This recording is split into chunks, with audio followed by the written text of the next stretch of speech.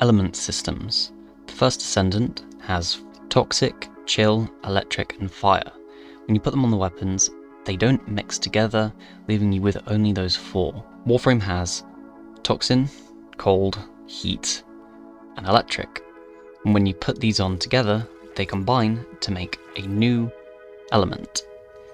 Now, if I wanted to have viral, which has cold and toxin, and I try and put toxin on again, I don't get toxin on, it just increases the value of damage that viral does. And even though I have this toxin here, and I try and match this with heat, it only adds heat by itself, and it doesn't combine to make gas, which it should make.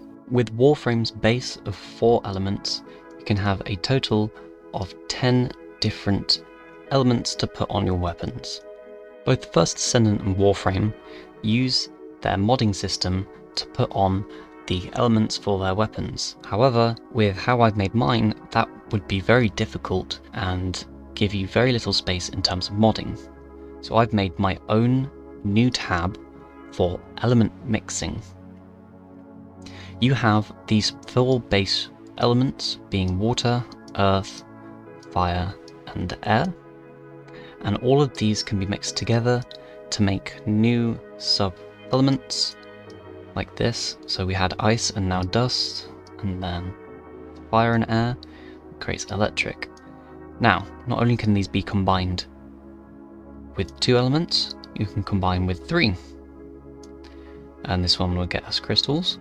And then if I add fire, we get crossfire. They can be merged with all 4. Now, with these 4 base elements, there is a total of 25 possible combinations that you can add onto your weapon. And, as we saw earlier, in Warframe, I can have water separate here, and it appears on here. And I can also join here, using these separate elements that appear multiple times. Now, other places where my system differs is that there are different rarities of these mods that will add to your weapon. So this base element is common and adds nothing, just water. And then you have uncommon, which will add 1 base stat, in this case damage. And then you have common,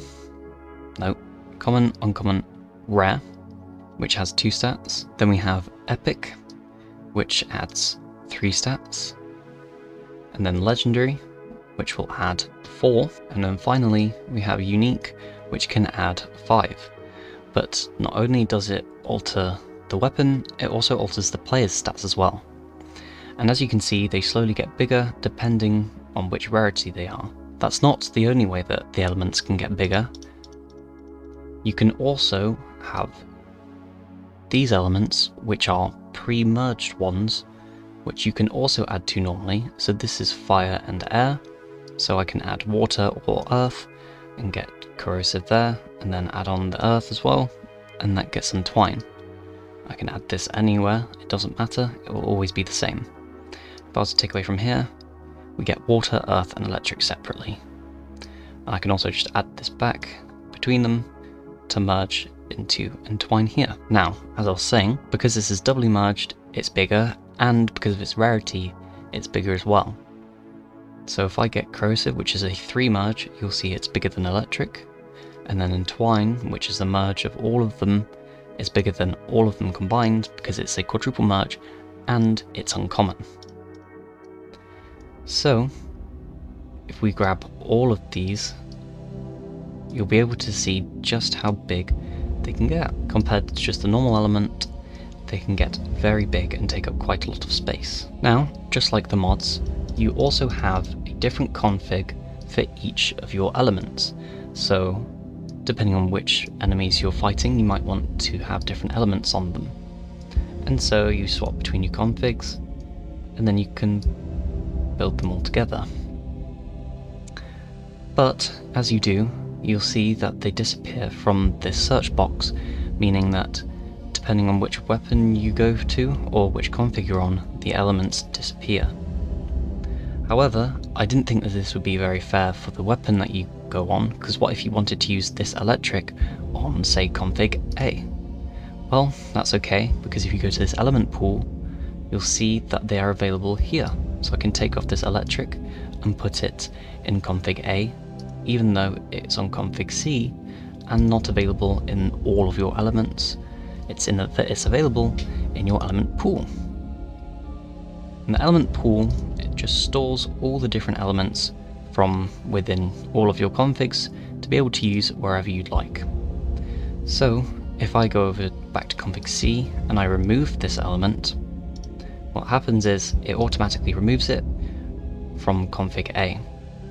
So if they're joined together, let's just make sure everything's unbind, and we have a situation like this where they're all merged. Then what happens is if we remove earth from config A, we get electric, which is fire and air, and then water over here by itself, which is all correct. And then I can remove these and use them again if I'd like, whenever, until they get removed from the pool completely. And that brings us to the end of my element system. If you enjoyed this video, then please like or consider subscribing to see future posts that I upload. Thank you, goodbye.